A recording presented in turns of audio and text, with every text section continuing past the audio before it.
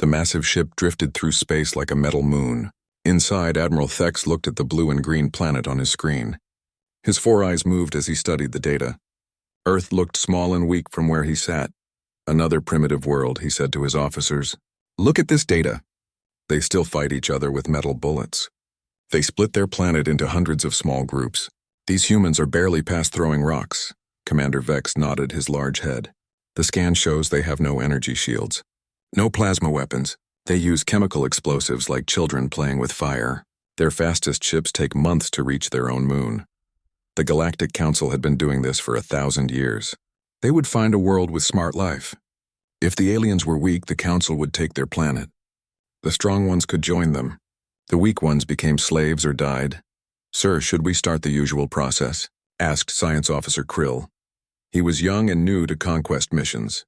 We could begin with small attacks to show our power. Admiral Thex laughed. The sound was like metal scraping stone. No need for the slow way. These humans are too weak to fight back. Look at their weapons. Look at their tiny ships. We could take this world in one day. The bridge grew quiet as officers looked at their screens. Earth had billions of humans, but the Council had crushed bigger numbers before. The Zephyrians had 10 billion when they fell. The Crystalline Empire had ships the size of cities. All of them now served the Council or were dead. What about their nuclear weapons? Vex asked. The scans show they have many of them. Thex waved a clawed hand. Nuclear weapons are baby toys. Every race builds them when they first learn to split atoms. Our shields can stop anything they have. Besides, they would never use such weapons on their own world. Too much mess. The Admiral pulled up more data. Human cities spread across the planet like glowing dots. See how they live? All crowded together in big groups. Perfect targets. We hit a few cities and they will give up fast. No one wants to die for nothing. Officer Krill studied the human military data. Sir, they have large armies. Millions of soldiers, many different types of weapons and vehicles. Numbers mean nothing, Thex said. The Groxans had armies too. Billions of warriors with energy weapons. We killed them all in 3 days. These humans still use gunpowder and metal. They are like insects fighting a storm. The bridge computers beeped with new information. Earth had sent a small probe beyond their solar system 50 years ago. That was how the Council found them. The probe was tiny and slow, built with simple technology. This probe is pathetic, Vex said, reading the scan data. Look at this computer system. It has less power than our coffee makers. How can a species this backward be worth our time? Vex smiled with his sharp teeth. They are worth our time because they can work. 2 hands, strong backs, and they breed fast. Perfect for mining and building. We need workers for the new colonies in the outer rim. The ship moved closer to Earth. Long-range scans showed human activity everywhere. They had covered their world with roads and buildings. They sent signals into space constantly. Radio waves, television, internet data streams. They waste so much energy, said Krill. All these signals flying everywhere. No wonder they cannot build faster ships. They use their power for entertainment instead of progress. The Admiral looked at pictures of human cities. Tall buildings reached toward the sky. Millions of vehicles moved on rivers of concrete. Lights sparkled everywhere like stars brought down to the ground. Look how they build, Thex said. So much effort for such simple structures. When we ruled the Vorthon homeworld, we built cities that floated in their gas clouds.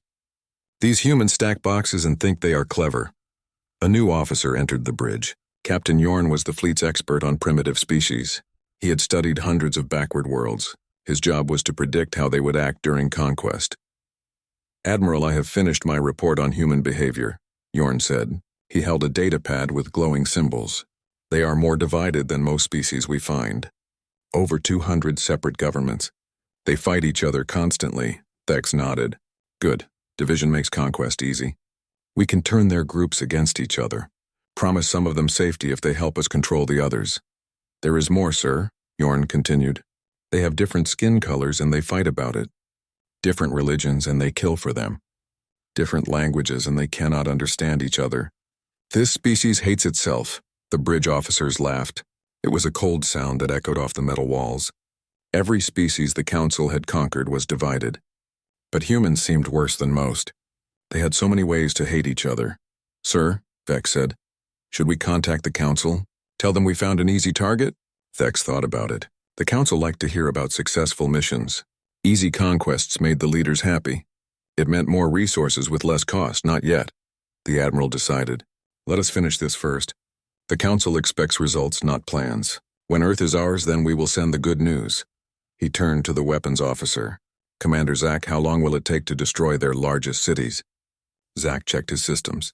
With our plasma cannons? Maybe 2 hours for the first 10 cities. The humans will surrender long before we finish. Perfect, Thex said. We will start tomorrow. 1 day to break their spirit. 1 week to organize their surrender. 1 month to set up mining operations. The Council will be very pleased. The ship continued toward Earth. In the darkness of space, the blue planet grew larger on their screens. It looked peaceful and beautiful. The Admiral thought it would look even better when the Council flag flew above every human city. None of them noticed the small objects moving in the space around Earth. The scans called them space junk, old satellites and broken pieces of metal floating in orbit. The Council ships ignored them completely. They also missed the strange readings from Earth's moon. The computers marked them as natural radiation. Nothing important. Just another dead rock in space. Admiral Thex went to his quarters to rest. Tomorrow would be easy work. Another primitive world would fall to the Council's power. Another species would learn their place in the galaxy. Everything was going according to plan. The morning came too soon for Earth. Around the world, people woke up to see giant ships hanging in their sky. The aliens had arrived during the night. Massive metal shapes blocked out the sun over every major city. In New York, people pointed and screamed. In London, traffic stopped as drivers stared upward. In Tokyo, millions of phones recorded the impossible sight. The ships were bigger than any building. They cast shadows like storm clouds that never moved. Admiral Thex stood on his bridge watching the chaos below. Human cities buzzed with activity like kicked anthills. People ran in every direction. Some tried to drive away from the cities. Others hid in their homes. Open a channel to their governments, Thex ordered. All of them at once. Let us see how these primitives react to meeting their new masters. The ship's computers found every radio and television signal on Earth, every internet connection, every satellite link. In seconds, the aliens took control of all human communication. Every screen on the planet showed the same thing. Admiral Thex appeared on every television, computer, and phone on Earth. His alien face was gray and smooth. His 4 eyes glowed red. Sharp teeth filled his mouth when he spoke. Humans of Earth, his voice boomed in every language at once. I am Admiral Thex of the Galactic Council.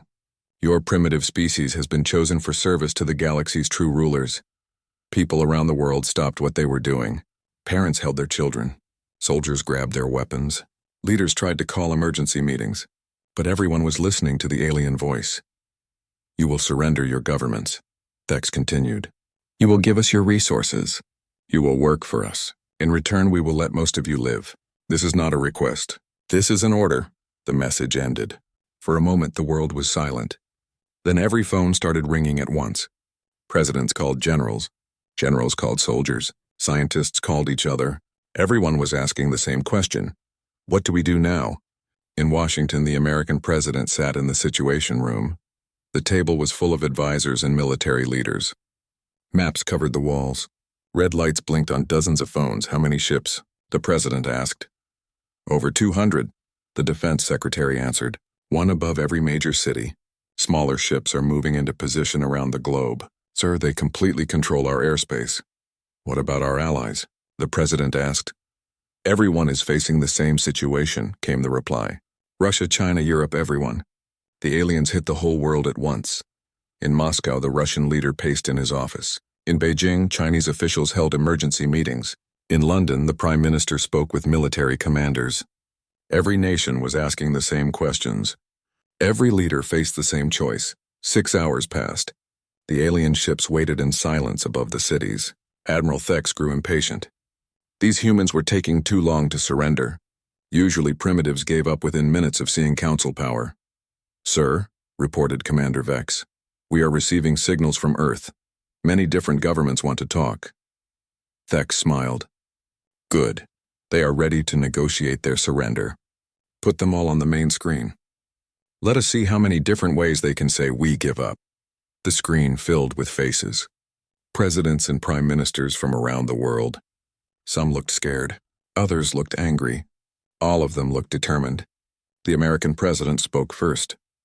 "We have discussed your demands," she said. "All the nations of Earth have talked together. We have reached a decision." Thex leaned forward. This was the part he enjoyed most, watching proud species realize they had no choice but to serve the Council. "Our answer is no," the president said simply. The bridge went quiet. Thex blinked all four eyes. "What did you say?" "We will not surrender," the Russian leader added. "We will not serve you. We will not give you our world. You will work together to oppose us?" Thex asked. He could not believe what he was hearing. "Your species that fights itself constantly. You will unite against us?" The Chinese leader spoke next. "We have our differences. We argue and compete. But we are all human. This is our world. You are not welcome here," more voices joined in. The British Prime Minister, the German Chancellor, leaders from Africa, South America, Asia. One by one, they all said the same thing. No surrender. No submission. No deal. Thex felt something he had not experienced in decades. Surprise, these primitives were supposed to be divided. They were supposed to fight each other. Instead, they stood together against him. "You are making a mistake," the Admiral said. "We have the power to destroy your cities. We can kill millions of you in minutes. You cannot fight us." "Maybe," the American president replied. "But we will try anyway. Earth is our home. Humanity is our family. We will fight for both." The screen went dark. The human leaders had cut the connection. Thex stared at the empty display. In 1,000 conquests, no species had ever done this. No primitive race had ever chosen to fight instead of surrender. "Sir," Thex said quietly. "What are your orders?" Thex's anger burned hot. These humans had embarrassed him. They had rejected the Council's generous offer. They needed to learn their place in the galaxy. "Demonstrate our power," he ordered. "Choose 10 of their largest cities. Destroy 1 building in each. Show them what happens when they refuse to obey." "Which buildings, sir?" asked the weapons officer. "Government buildings, where their leaders work. Let them see how easily we can reach them. That should change their minds quickly." The alien ships moved into position. Weapon ports opened in their hulls. Energy began to build in their plasma cannons. Around the world, the people of Earth looked up at the sky and waited. But something strange was happening. In every city, air raid sirens began to wail, not the old ones from decades past. New sirens with new sounds. Lights flashed in patterns no one had seen before. People did not panic. They moved with purpose. Families grabbed bags that had been packed and waiting. Workers left their offices in organized groups. Children followed teachers to special shelters built deep underground. "Sir," Vex reported, "the humans are evacuating their cities. They seem to know what is coming." Vex watched the orderly retreat. "How can they know?" "We just decided to attack unless—" A cold feeling crept up his spine. Have they been planning for this? Before anyone could answer, the plasma cannons fired. Beams of pure energy lanced down from the sky. They struck government buildings in 10 cities around the world. Each building vanished in a flash of light and heat. The demonstrations of power were perfect. Clean strikes with minimal damage to surrounding areas. Just enough destruction to prove the aliens could do much worse. It should have terrified the humans into surrender. Instead, something else happened. In every human city, new lights appeared. Not the warm glow of electric bulbs. Cold, harsh lights that hurt to look at. The lights came from buildings that had been dark before. From underground facilities no one knew existed. "Sir," the sensor officer called out, "I am reading massive energy signatures from the planet's surface. Hundreds of them. They are powering up some kind of weapons." Admiral Thex felt a cold feeling spread through his body. "What kind of weapons?" "Unknown, sir. The energy readings are unusual, very high output, very focused. Sir, I think they are targeting our ships." Around the world, hidden doors opened in the ground. Massive cannons rose from underground bunkers, weapons that looked nothing like the primitive guns in the human military parades. These were sleek and deadly, pointing straight up at the alien fleet. The humans had been ready. They had been waiting. And now they were going to fight back. The first railgun blast caught Admiral Thex completely by surprise. The metal rod shot up from Earth at impossible speed. It punched through his ship's shield like paper and tore a hole the size of a building in the hull. "Damage report," Thex shouted as alarm screamed around him. The bridge shook as more projectiles slammed into his ship. These were not energy weapons. They were chunks of metal moving faster than plasma bolts. "Hull breach on decks 15 through 20, called the damage control officer. Sir, whatever they are shooting at us, our shields cannot stop it. The projectiles are too fast and too dense. Around the world, hidden human weapons roared to life. Railguns that had been built in secret for 50 years. Magnetic accelerators that could launch projectiles at a fraction of light speed. The humans had learned about space warfare from science fiction. Now they were making it real. Return fire, Thex ordered. All ships return fire. The alien fleet opened up with everything they had. Plasma cannons sent beams of superheated gas toward the planet. Energy weapons lit up the sky like deadly lightning. For a moment, it looked like the humans would be burned away completely. But the human weapons were hidden deep underground. The plasma beams struck empty fields and mountainsides. The energy weapons hit decoy buildings that had been abandoned hours before. The real guns were safe in bunkers built to survive nuclear war. From the safety of their command bunker, human military leaders watched the battle on giant screens. General Martinez of the United Earth Defense Force spoke into her microphone. All stations, this is command. Execute Operation Thunderstrike. I repeat, execute Operation Thunderstrike. Around the globe, more weapons joined the fight. Not just railguns now. Nuclear missiles shot up from hidden silos. But these were not the old weapons from the Cold War. These were new designs with multiple warheads and guidance systems that could track moving targets in space. Sir, the alien sensor officer screamed. Multiple nuclear launches. Hundreds of them! They are coming right at us! Thex could not believe it. They are using nuclear weapons in their own atmosphere? These primitives are insane! They will poison their own world. But the human missiles were clean burners. Fusion weapons with minimal radiation. They had learned from their past mistakes. The nuclear fire reached up like angry fists to grab the alien ships. The first nuke to reach the fleet was targeted at a destroyer hanging over London. The alien ship tried to move away, but the missile followed. When it exploded, the light was brighter than the sun. The destroyer vanished completely. Impossible, Vex shouted. Our shields should stop nuclear weapons. How are they getting through? Science Officer Krill checked his readings. Sir, these are not normal nuclear weapons.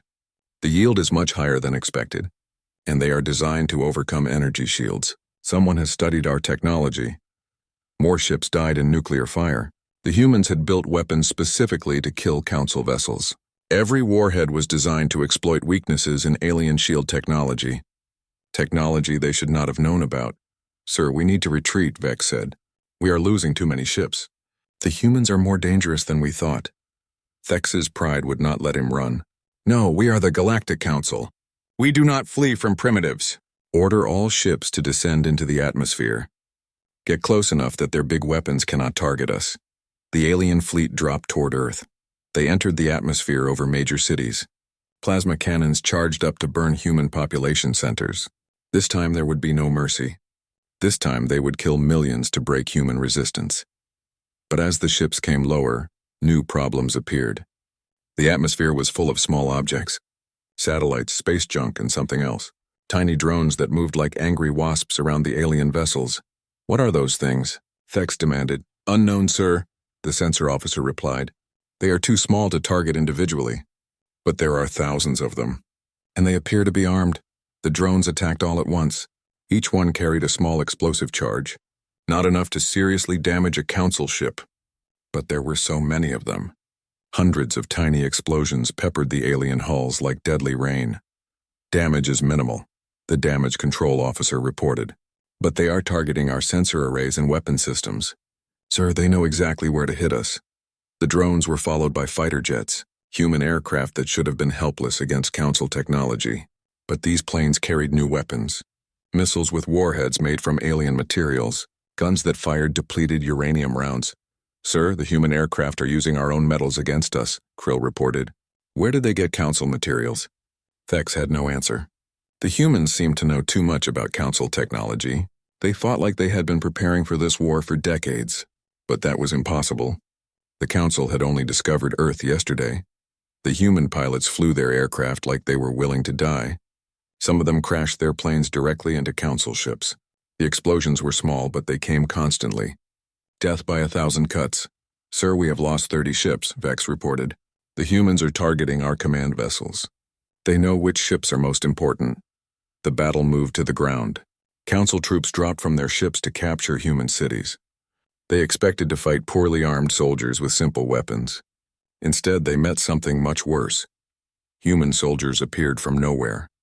They used the ruins of their own cities as weapons. Every building was a fortress. Every street was a trap. They fought with a desperation the Council had never seen before. The humans used chemical weapons that burned through Council armor. They set traps with explosives that could level city blocks. They poisoned the air and water in areas where aliens landed. Nothing was off limits. These humans fight like wild animals, Captain Yorn reported from the ground. They use weapons we banned centuries ago. They poison everything they cannot hold. They kill themselves to kill us. Worse than the weapons was the human attitude. They would not stay defeated. Every time the Council captured a position, the humans would attack again.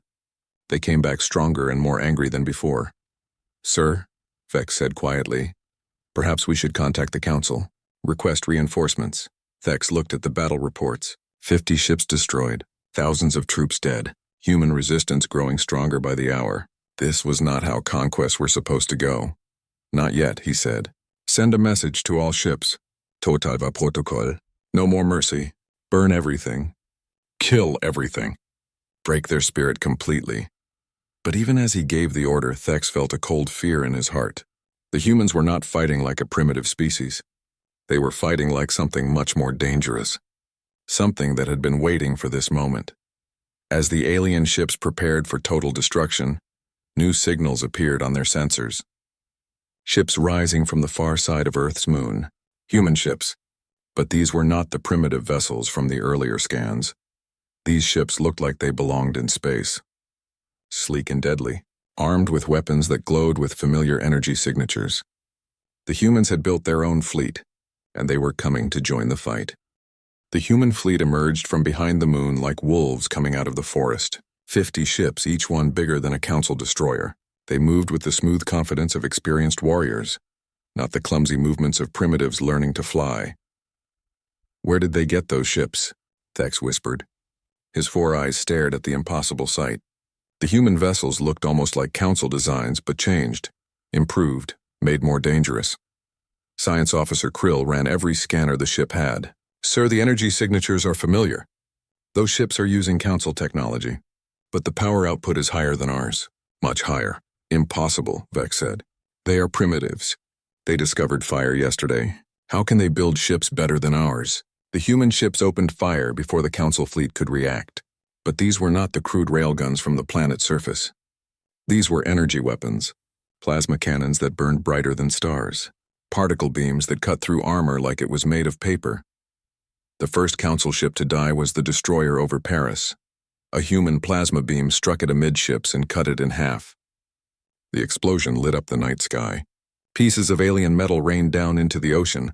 "All ships, evasive action," Thex ordered. "Return fire! Show these primitives what real weapons can do." The Council fleet turned to fight. Plasma cannons charged. Energy weapons powered up. For a moment, space lit up like a deadly fireworks show. But when the light faded, more Council ships were dead than human ones. "How are they doing this?" Thex demanded. "Our weapons should be superior. We have had this technology for thousands of years." Krill studied his readings with growing fear. "Sir, I think they have been studying us for much longer than we realized. These weapons are designed specifically to counter our defenses." As the space battle raged, intercepted human communications began reaching the Council ships. The translation computers worked frantically to decode the messages. What they found made every alien on the bridge go cold. "General Martinez to all units," came a calm human voice. "Execute Plan Omega. Repeat, execute Plan Omega. Release the reserves." "Reserves?" Vex asked. "What reserves?" "We destroyed their military bases. We saw their armies. There are no reserves left." The answer came from sensors detecting massive movement across Earth. New armies were emerging from underground bunkers. Millions of soldiers with weapons the Council had never seen before. Infantry in powered armor.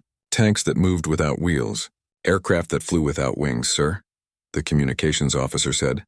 "I am picking up more human signals. They are talking about something called the Vault projects.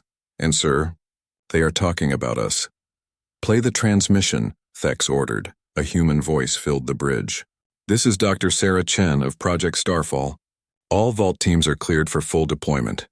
Use everything we learned from the Roswell specimens." It is time to show the galaxy what humanity can do when we stop holding back. The bridge went silent. Roswell specimens. That was a council crash site from decades ago, a small scout ship that had been lost in Earth's atmosphere. The council had assumed it was destroyed completely. They have been studying us for decades, Krill whispered. Every time we lost a ship near their world. Every time a probe went missing.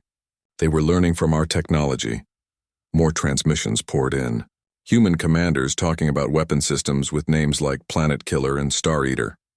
Scientists discussing something called Operation Prometheus that had been running for 50 years. Sir, listen to this one, the communications officer said. Another human voice began speaking. This is Admiral Hayes of the Terran Space Navy. All ships are cleared to use enhanced weapon systems. I repeat, all ships are cleared for enhanced systems. Show them what happens when you wake a sleeping tiger. Terran Space Navy. The humans had a space navy. They had been building warships in secret while pretending to be primitives who could barely reach their own moon. The worst transmission came next. A human scientist speaking to his team about their weapons research. The fusion bombs worked perfectly, the scientist said, but we should not use the antimatter weapons yet. Save those for when they bring their main fleet. We want them to think they have seen our best weapons already. Antimatter weapons. The humans had antimatter weapons. Technology that most council races did not develop until they had been spacefaring for centuries. These primitives had built planet-killing weapons in secret. Sir, Vex said, I think we need to retreat. Contact the council immediately. Request the full battle fleet, Vex wanted to argue. But the data was clear. His fleet of 200 ships was down to less than 100. The humans were getting stronger with every hour that passed. New weapons. New ships. New soldiers. Send the message, he ordered. Tell the council we have encountered unexpected resistance. Request immediate reinforcement. As the message was sent, more human transmissions filled the airwaves. Teams of scientists discussing biological weapons designed to kill specific alien species. Engineers talking about building bigger ships with faster engines. Military planners organizing attacks on council colonies in other star systems. They are planning to attack us, Krill said, not just defend their world. They want to attack our colonies, our homeworlds. The most terrifying transmission came from a human military leader speaking to his troops. Listen up, people, the human general said. These aliens think they can come to our home and make us their slaves. They think we are weak because we fight each other sometimes. They are about to learn why every predator in our galaxy stays away from Earth. We have been preparing for this day since we first looked at the stars. Every war we fought taught us something new. Every weapon we built made us stronger. Every mistake we made showed us how to do better. The aliens think this is their invasion. They are wrong. This is our graduation day. Today we stop being a planetary species. Today we become something the galaxy has never seen before. The transmission ended. On the bridge of the council flagship, nobody spoke. Outside, human ships continued to destroy alien vessels with weapons that should not exist. Below, human armies marched with technology that defied explanation. Sir, the communications officer said quietly, we have a response from the council. What do they say? Thex asked. The main fleet is coming, sir. 5,000 ships. They will arrive in 1 week. Thex felt relief flow through him. 5,000 ships. The full might of the Galactic Council. Even these surprisingly dangerous humans could not stand against that much firepower. But his relief died when he heard the next human transmission. A scientist speaking to someone in a deep space monitoring station. Deep Space Station Alpha, this is command. We are detecting a large fleet moving toward our system. Approximately 5,000 ships. Arrival in 7 days when understood, command. Should we activate the solar defense grid? Negative. Let them come close first. We want them to think they have us trapped. Then we show them what Project Helios has been building. Admiral Thex closed all 4 eyes. The humans knew the fleet was coming. They had been watching council space without being detected, and they had something called a solar defense grid, waiting for the main battle fleet. This was not a primitive species learning to fight. This was something much worse. This was a trap 50 years in the making, and the Galactic Council was flying straight into it. The Galactic Council's main fleet arrived exactly when the humans predicted. 5,000 ships emerged from hyperspace at the edge of Earth's solar system, the largest armada ever assembled by the Council. Enough firepower to burn entire worlds to ash. Grand Admiral Zorax commanded the fleet from his massive dreadnought. He had conquered 50 worlds in his long career. This primitive planet should have been the easiest victory of all.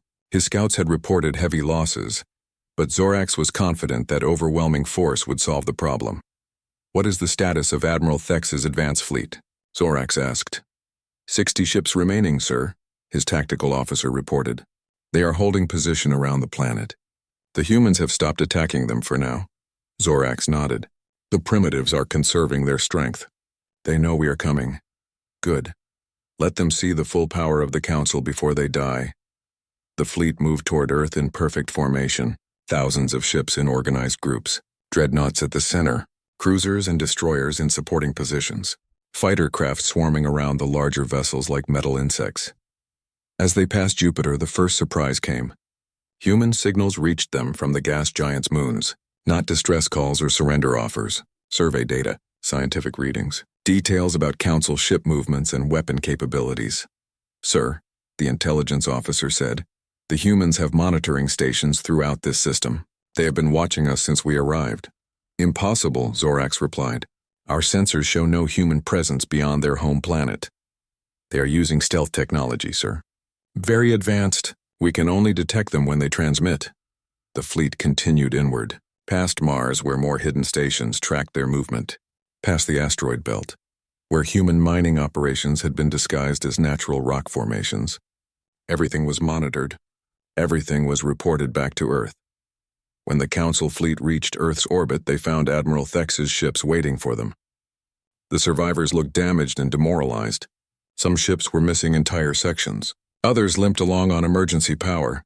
"Admiral Thex, report," Zorax ordered. Thex's image appeared on the main screen. His face showed exhaustion and something else. Fear. "Grand Admiral, these humans are not what we expected. They have been preparing for us for decades. Their weapons are designed to kill our ships." "Enough," Zorax said. "You were defeated by primitives because you underestimated them. I will not make the same mistake. All ships, battle formation. Prepare to bombard the planet." 5,000 ships moved into position around Earth, weapons charged, shields powered up. The plan was simple. Burn the human cities until they surrendered. No more games, no more mercy. "Sir," the sensor officer called out, "I am detecting massive energy signatures from the planet's sun." "The sun?" Zorax looked at his screens. "What kind of energy signatures?" "Unknown, sir." "Very powerful." "And, sir?" "There are structures around the sun. Artificial structures. They appear to be some kind of collectors or focusing arrays." Before Zorax could respond, a human voice filled every communication channel in the system. It was calm and professional.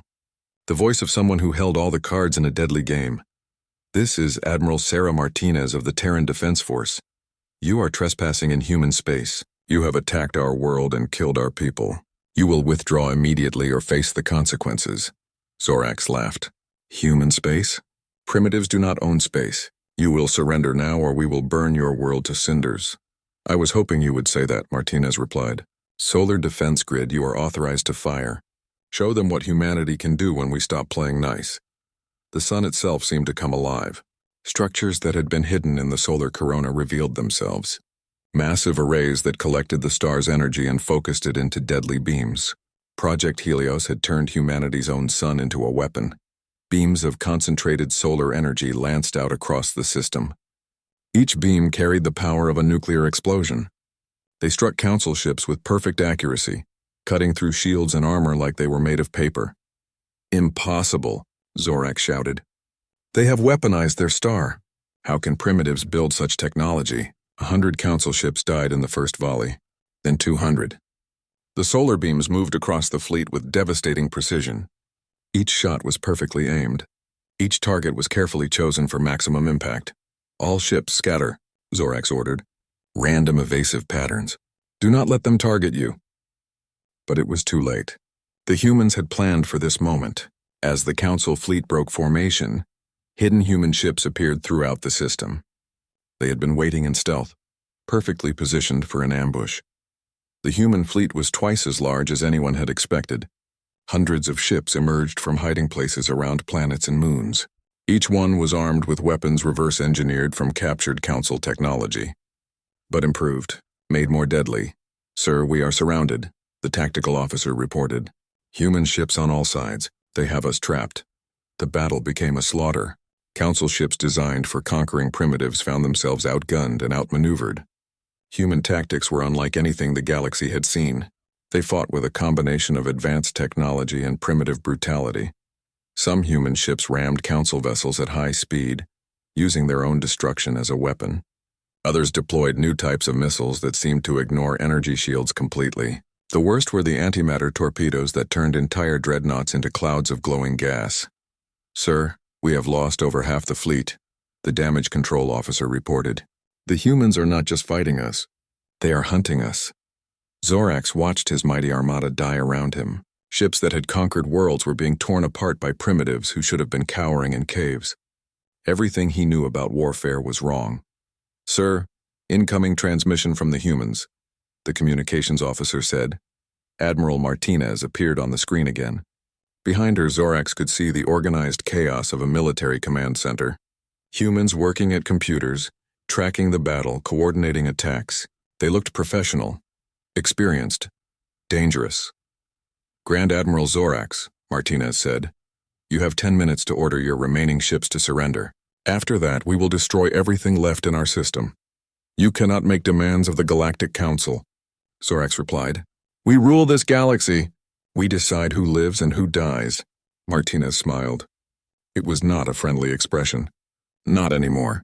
You made a mistake when you came to Earth. You woke something that was sleeping. Now we are awake, and we are very, very angry."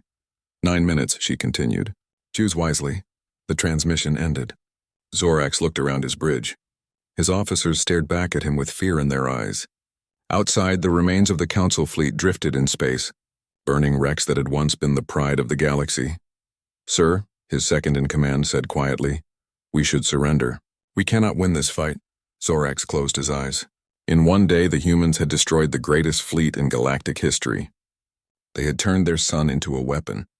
They had revealed technology that should not exist. They had changed everything. "Open a channel to all ships," he ordered. "All Council vessels cease fire. Stand down. Prepare for surrender." 3 months later, representatives from Earth arrived at the Galactic Council headquarters. They came in ships that made Council technology look primitive. They moved with the confidence of a species that had proven its strength in battle. The Council chamber had seen many defeated species beg for mercy over the centuries. This time was different. The humans were not begging. They were not defeated. They were dictating terms to their former enemies. Ambassador Elena Vasquez spoke for humanity. She stood before the assembled alien leaders with no fear in her voice. "The Terran Federation is prepared to join the Galactic Council as an equal member, with full voting rights and territorial recognition. In return, we offer our protection to Council worlds that accept human authority. Those who refuse will face the same fate as your invasion fleet. We also demand compensation for the damage done to Earth. 10,000 tons of refined metals, access to all Council star charts, and the immediate release of all species currently held in slavery." The Council leaders looked at each other in shock. These terms were not negotiations. They were orders. The humans were not asking to join the Council. They were taking control of it. "And if we refuse?" asked the Zephyrian representative. Ambassador Vasquez smiled the same cold smile Admiral Martinez had shown. "Then you will discover what happens when humanity stops being nice. We have learned the locations of every Council world. Our fleets are already in position. Your choice is simple. Join us or join the wreckage of your invasion force." The vote was unanimous. The Galactic Council officially welcomed humanity as its newest member. Equal in status to the oldest races, protected by laws that had never been extended to primitives before, but everyone in the chamber knew the truth. Humanity was not just a member of the Council. They were its new rulers. The species that had once been dismissed as primitive had become the apex predators of the galaxy. As the human delegation left the Council chambers, Ambassador Vasquez paused at the door. She looked back at the assembled alien leaders with eyes that held no mercy.